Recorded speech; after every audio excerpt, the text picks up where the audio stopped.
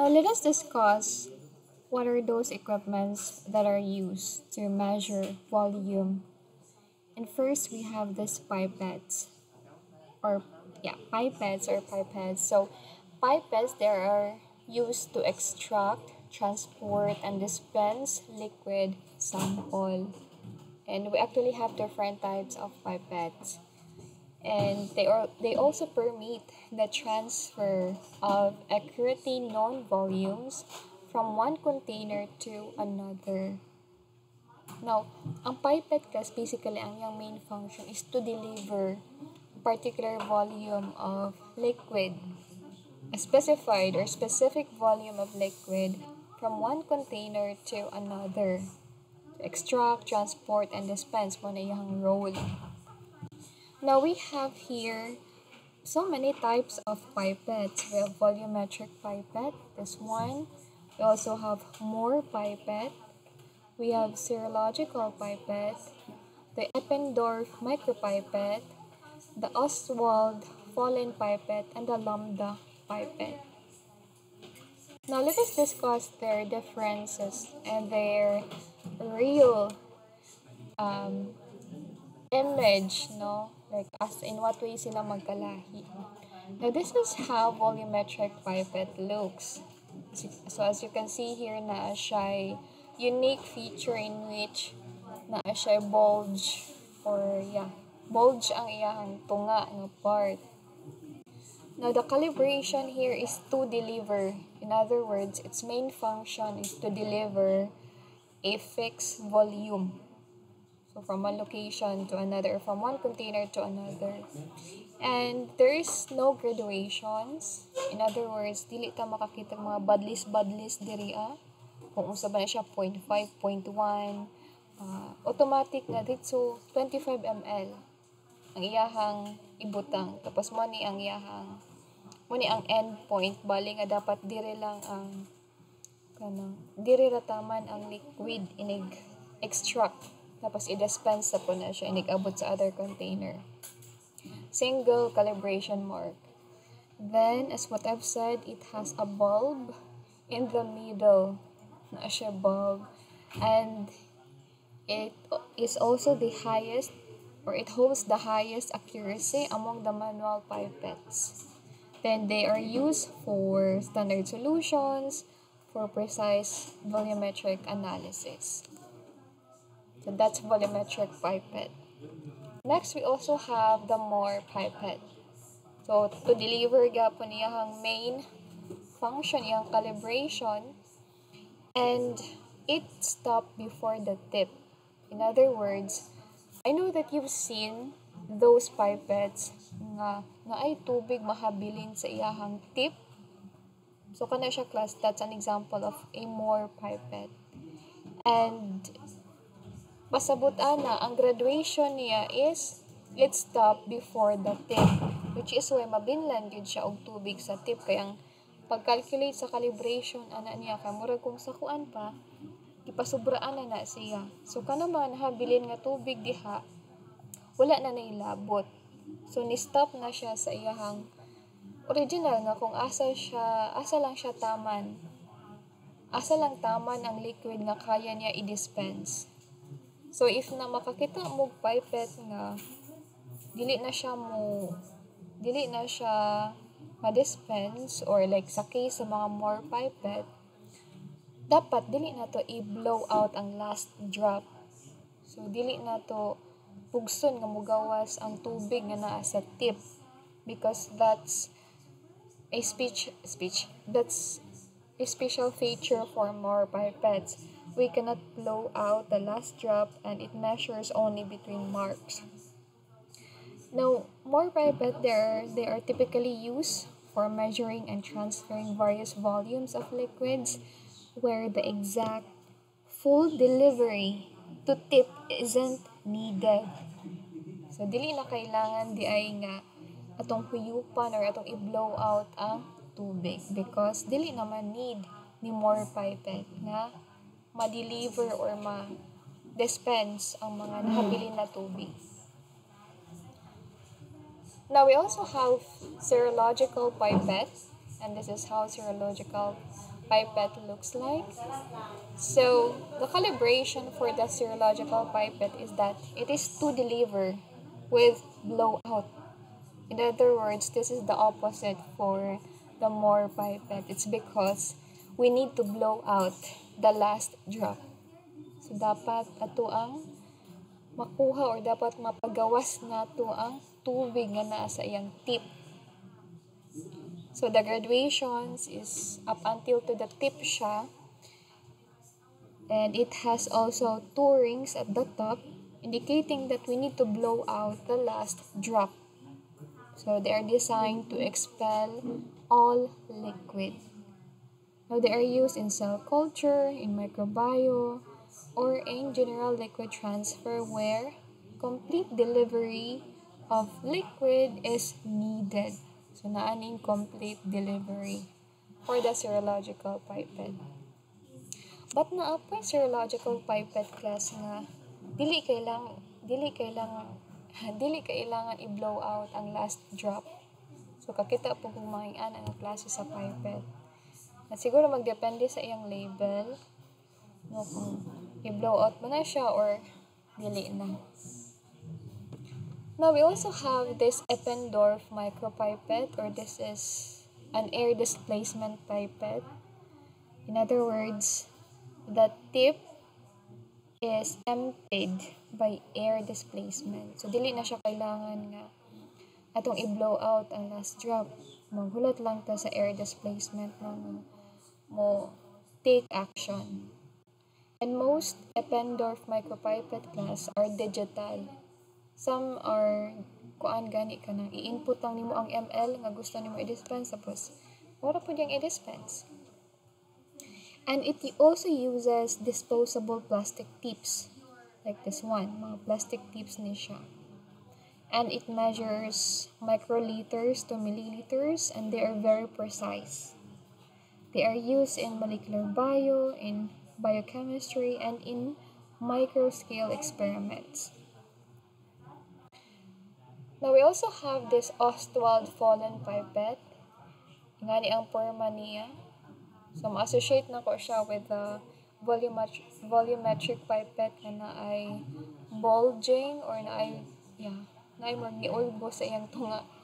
So, ang calibration ani niya class is to deliver gyapon siya and then blow out till the last drop. So, kailangan na ito nga ipagawas ang pinakalas nga tubig nga nasa sulod. So, ang graduations kay single, kay kini, single ni siya, na isa lang kabadlis, or few calibration marks like for some other types of Ostwald Fallen pipette.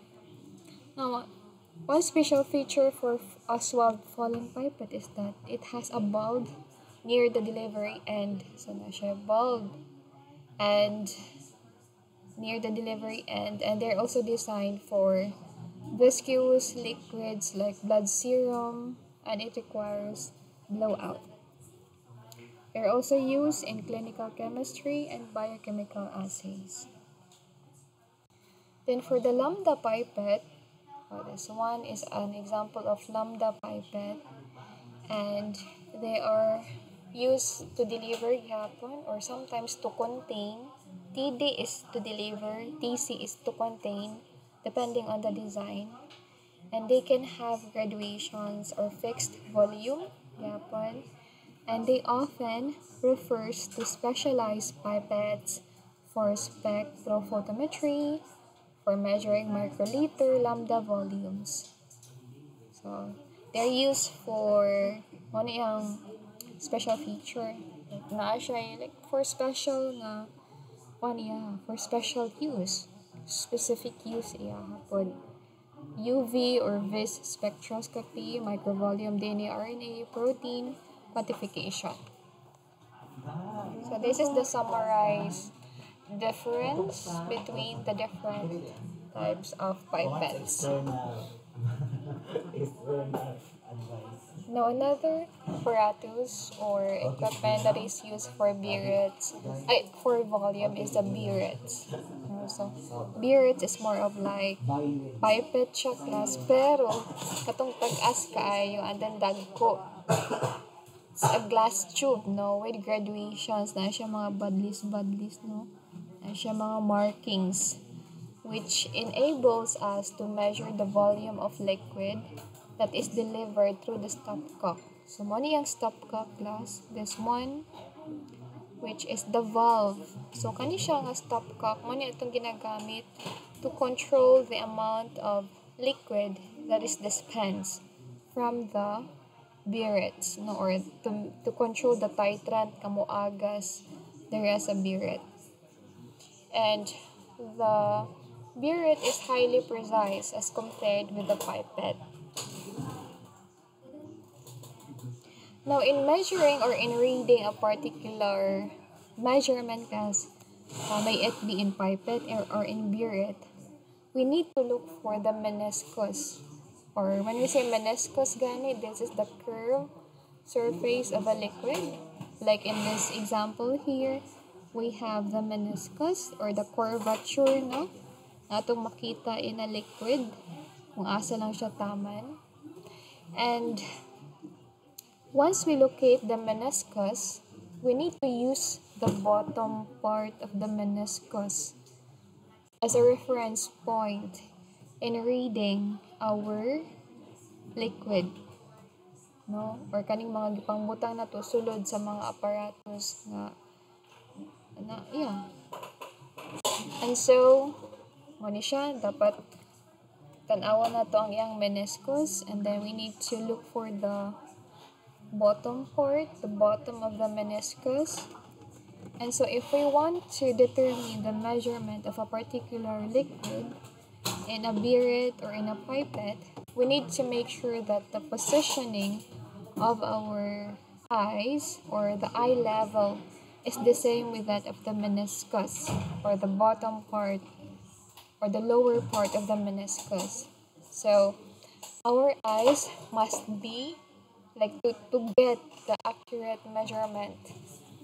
We need to make sure that our eye is at the level of the liquid surface to avoid an error due to parallax.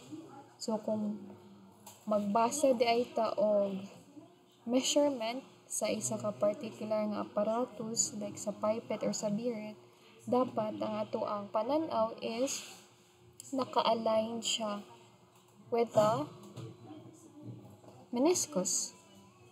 Now, when you say parallax, this is a condition that causes the volume to appear smaller than its actual value if the meniscus is viewed from above, like this one here, or larger if the meniscus is viewed from below.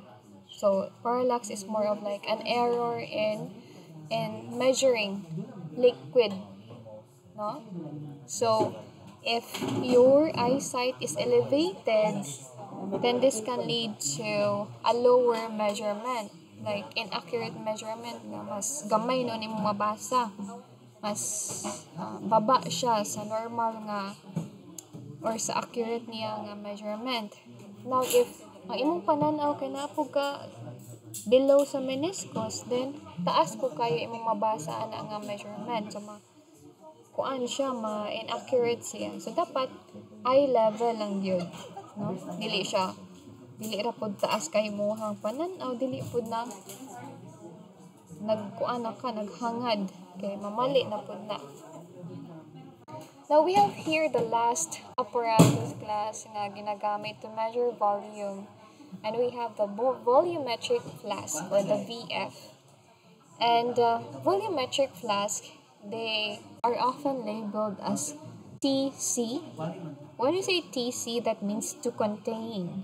In other words, they hold a particular volume of solution. So, ang burettes and ang pipette, they dito sila, like, to deliver, like, especially ang pipette, to deliver dito sila, like, mag-deliver sila or mag-dispense sila og kanang liquid from one container to another. Ang volumetric flask is sila ang muhouse, sila ang mugunit sa mga solution. Okay, so most flask or volumetric flask, they bear the label TC or to contain at 20 degrees Celsius, which means to contain it, yeah.